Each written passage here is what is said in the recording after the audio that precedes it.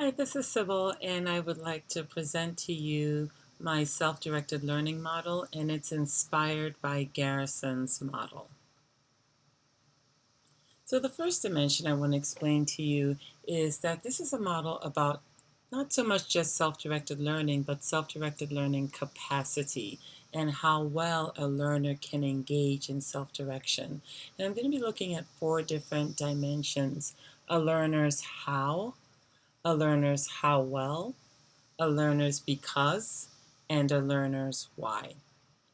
So the first dimension is management. How well a learner can manage all the things that they need to do, and that is a learner's how. A learner has many different classes and courses and schedules and times and things that they need to keep together. Some learners are good at that, other learners are not. And all of this affects a learner's ability to be self-directed. So that's the management level of this model. There's also the monitoring and how much a learner is aware of how well they're meeting their targets. That's a learner's how well and their ability to assess themselves. This is an important key of adult learning where there is less dependence on evaluation and more dependence on internal reflection and an ability to figure out what needs to be done and how well it's been done for self-improvement. So that's the monitoring aspect of this model. There's also memories.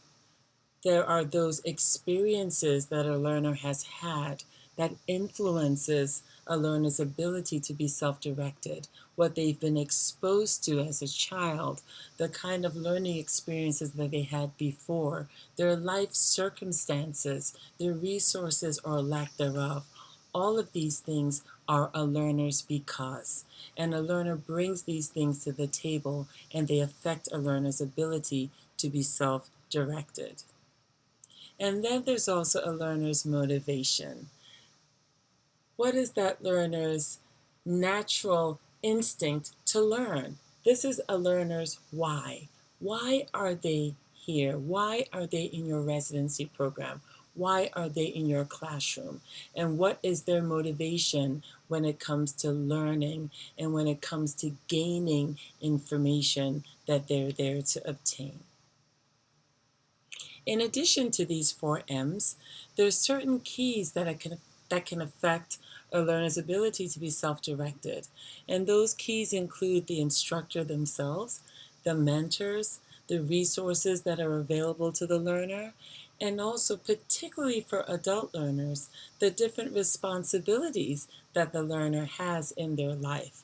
So for example, someone in first grade who sits in a classroom for several hours a day does not have many other responsibilities in life, and so can focus solely on that learning activity, as compared to adult learners like us who have jobs and in some cases families and children and other responsibilities that all impact our ability to be self-directed or to have a high capacity for self-direction and fully attaining all goals.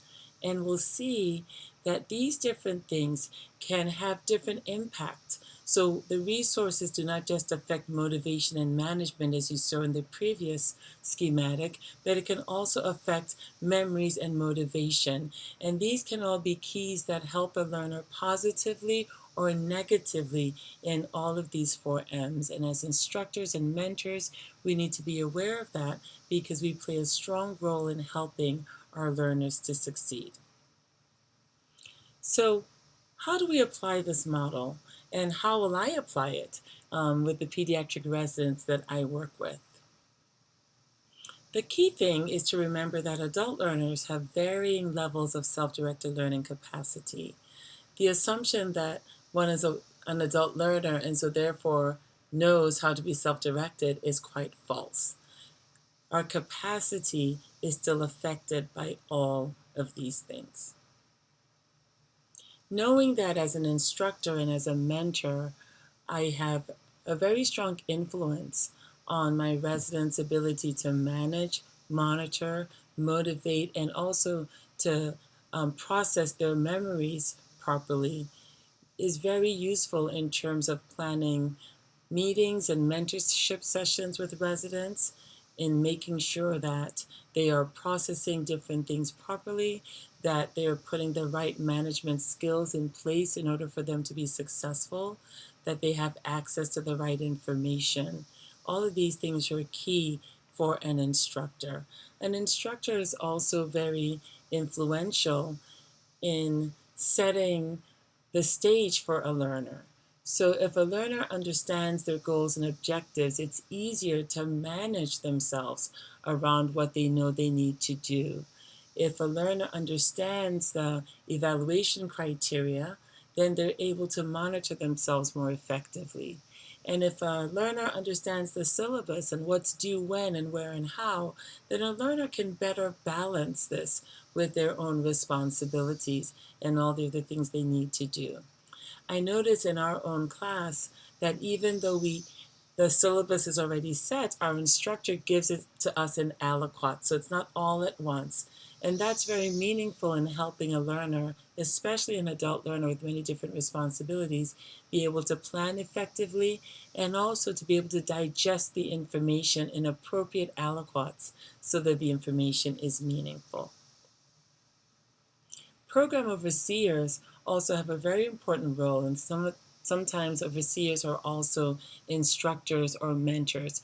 And that's because overseers control resources, and all of these areas require resources. So, for example, a learner who is dealing with low self esteem, a learner who's had to deal with racism, may need counseling services to help them as they're adjusting to a new system, to be able to build trust in a new system and to be able to trust themselves. So program overseers are also very influential in providing resources to help in all of these 4 M's. Thank you for listening.